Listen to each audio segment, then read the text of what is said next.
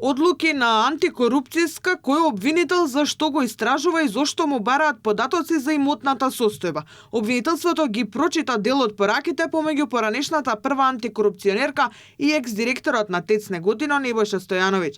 Обвинителите тврдат дека Димитровска не смеела, но сепак го известувала Стојановиќ какви се одлуките по представките за него и семејните фирми кои ги добивале тендерите од ТЕЦ Неготино, додека тој го раководел. Има куп, многу пораки, рече обвинителот Азизи пред судот, но ги читаше само тие од интерес за постапката.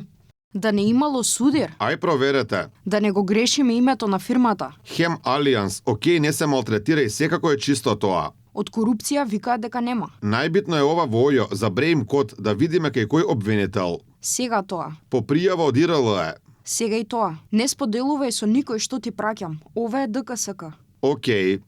Беа прочитани и пораките помеѓу Димитровска и колеги во антикорупцијска и Државниот завод за ревизија, со што заврши презентирањето на естрахираните податоци од обвинителството. Тие сметаат дека го докажале товарот на Димитровска за издавање службена тајна, а со предходните и компјутерскиот фалсификат на безбедносен сертификат. Сметаме дека истите се споделени се со една цел, да лицето кое што реално покажува интерес и кој што е поврзан тесно семејно со субјектот кој што е предмет на анализа, реално добива предвремено информации за текот на предистрагата. Исто така споделени се одлуки кои што реално не се анонимизирани. Такви какви што реално може да ги видиме во страницата на ДКСК и со кои што јавноста може да се запознае до одредена мера.